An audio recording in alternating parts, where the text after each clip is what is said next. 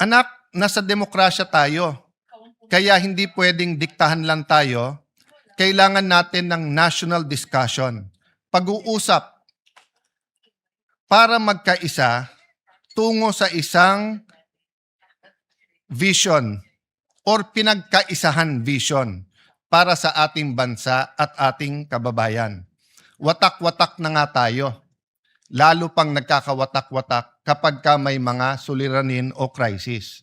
Ano kaya ang pwedeng magpakaisa sa atin? Or ano po kaya ang pwedeng magbigkis-bigkis sa atin? Una po, ang pagmamahal sa Diyos. Pangalawa ho, pagmamahal sa isa't isa.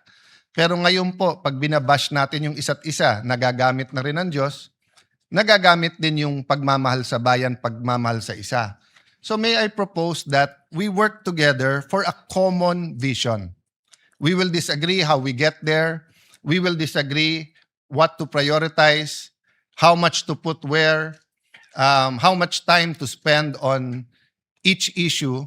But if we agree on a common vision, then we have something to truly give the next generation.